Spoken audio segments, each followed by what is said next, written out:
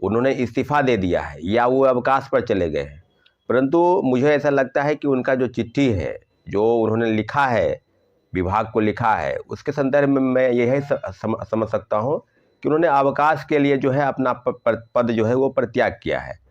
मुझे लगता है कि उनका आना नितांत आवश्यक है कई मामलों में। मुझे लगता है कि जिस प्रकार से बिहार में शिक्षा व्यवस्था पटरी से उतर गई है और उसको पटरी पर लाने के लिए के पाठक जैसे अफसरों की ही कमी है। और मुझे लगता है कि इस सब मामलों में माननीय मुख्यमंत्री जी जरूर हस्तक्षेप करेंगे, लेकिन इतना जरूर है कि के पाठक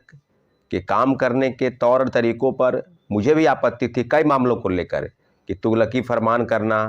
व्हाट्सएप चैट पर वो कार्रवाई कर देना, धूप पर अगर कोई आदमी धूप सेक रहा है उस पर कार्रवाई कर देना, शिक्षकों के बीच में ये जो खौफ पैदा था, आदि आदि कई चीज़ें, यहाँ तक कि जो प्रतिनिधि हैं, जनता के प्रतिनिधि, कई विधायक, एमएलसी, उनकी आदि चीज़ों पर भी अपना हस्तक्षेप करना, कई लोगों का वेतन रोक देना, वाइस चांसलर तक का वेतन रोक देना। और कई मामलों में अगर कहा जाए तो के पाठक के कामों से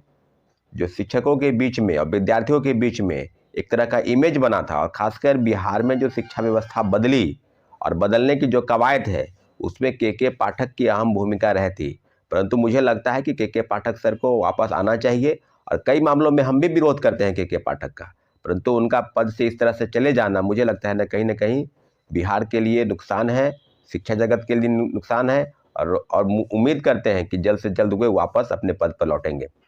आज साथियों दूसरे महत्वपूर्ण विषय पर हम चर्चा करेंगे, वो है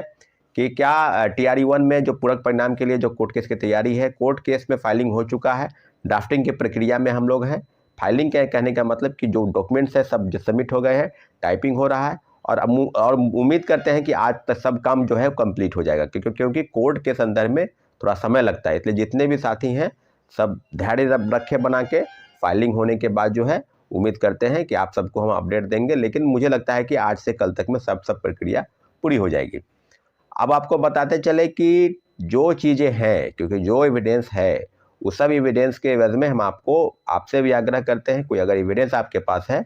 पूरक परिणाम को लेकर, कोई डॉक्यूमेंट है, तो मेरे नंबर पर आप सेंड कर सकते हैं, क्योंकि जो कोर्ट में सबमिट होगा, कई मामलों में हम लोग सबमिट कर चुके हैं, जितना भी डॉक्यूमेंट था सब डॉक्यूमेंट, इसके बावजूद भी आपसे हम आग्रह करते कोई चीज़ है तो आप सबमिट करें। सबसे महत्वपूर्ण विषय पर अब चर्चा करेंगे, वो है कि कल एक बहुत बड़ा आयोजन है। कल माननीय मुख्यमंत्री जी अपने मंत्रिमंडल के साथियों के साथ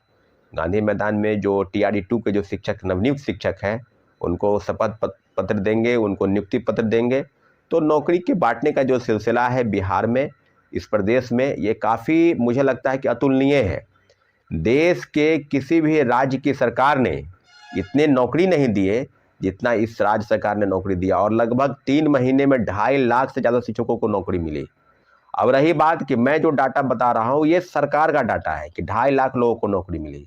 लेकिन दूसरे तरफ जो फर्जीवाड़ा हुआ उसका जवाबदेही कौन लेगा? जो बड़े पैमाने पर आज शिक्षक भाग रहे हैं, नालंदा से 300 शिक्षक भाग गए, पटना से 150 से ज़्यादा शिक्षक भाग गए, मुजफ्फरपुर के एक प्रखंड कटरा से लगभग 70 से ज़्यादा शिक्षकों की सूची नहीं मिल रही है। आपको बताते चले कि दरभंगा से कई शिक्षक भाग गए।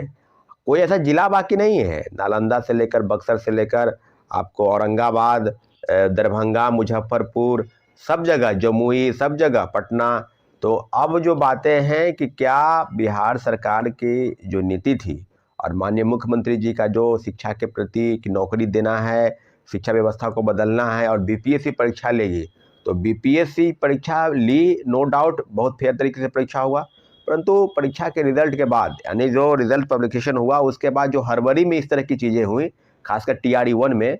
तो फर्जीवाड़ा का मुझे लगता है कि बेइंतहा पार कर गया। मुझे लगता है कि बिहार सरकार नौकरी दे रही है कि आइए आप ले लीजिए, लेकिन लोग नौकरी नहीं ले पा रहे हैं। आप समझ सकते हैं कि कितने बड़े पैमाने पर फर्जी प्रमाण पत्र आधार पर लोग बनाकर और नौकरी ले लिए। और आज जिस बात की हम लोग प्रतीक्षा कर रहे हैं कि नए कैंडिडेट को उनके जगह पर अगर वेटिंग लिस्ट का प्रावधान किया रहता, या सप्लीमेंट्री के लिए जो भी चीज़ें आपने बताई, निश्चित रूप से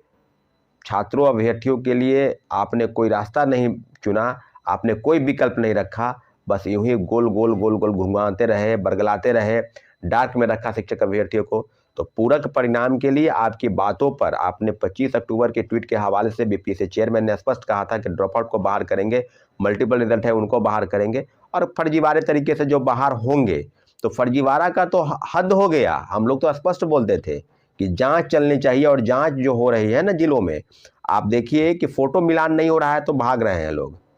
थंब इम्प्रेशन लिया जा रहा है, अंगूठा का मिलान नहीं हो रहा है तो लापता हैं। कहाँ चले गए भाई? कौन लोग हैं ये? वही लोग हैं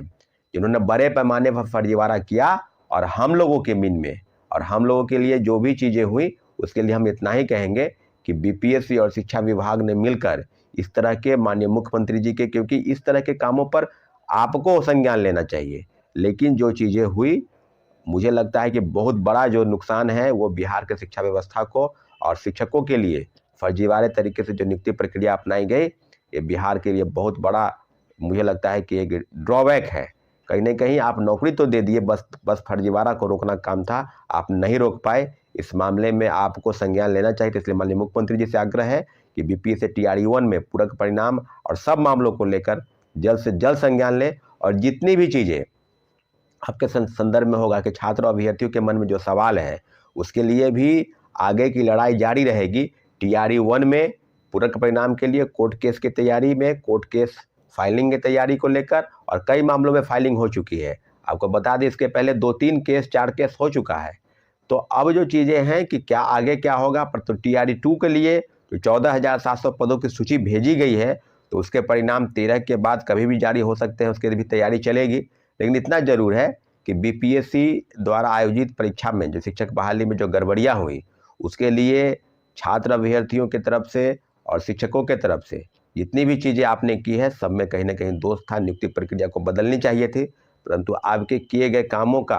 आज शिक्षक अभ्यर्थी कभी धरना प्रदर्शन पर, कभी घेराव पर, कभी सड़क पर उतरते हैं, कभी विभाग का घेराव करते हैं, कभी बीपीएससी ऑफिस जाते हैं, और हर जगह से तुगलकी फरमान जो आप निकालते हैं, ये कहीं ना कहीं मुझे लगता है कि शिक्षक अभ्यर्थियों के साथ धोखा और अन्याय है। इस अन्याय के खिलाफ हमारी लड़ाई जारी रहेगी। आप सभी शिक्षक अभ्यर्थियों से आग्रह है कि TRE 2 को लेकर जब भी बैठक बुलाई जाएगी आप आएंगे, परंतु TRE 1 के लिए जो कोर्ट केस की तैयारी है वो अंतिम है, कोर्ट केस फाइलिंग हो चुका है। अब आगे की लड़ाई के लिए हम लोग लड़ेंगे, लेकिन निश्चित रूप से अपनी लड़ाई को, अपनी मांग को हम लोग जारी रखेंगे साथियों। और आगे के विकल्प के तौर पर आपको हम बता दें कि TRE 1 के लिए भाषा, TRE 2 के लिए भाषा अर्हता,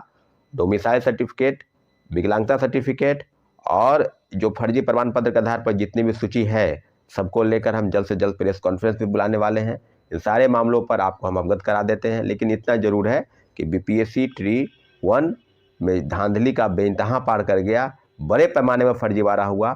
और आने वाले समय में जिस तरह की चीज़ें हुई है उस सब मामलों में माननीय उच्च न्यायालय निश्चित रूप से संज्ञान लेगी। और फर्जीवाड़ा का जो डाटा है वो हर जिलों से अगर सूची आप आ जाएगी तो मुझे लगता है कि वो संख्या 5,000, 10,000 को क्रॉस कर जाएगी हर एक जिलों से। अभी तो मिलान ही शुरू हुआ है। आप देखिए कि इतने फर्जी शिक्षक कितने तौर पर बहाल हो गए, और आज हम बात करेंगे कि शिक्षा की व्यवस्था बदल जानी चाहिए।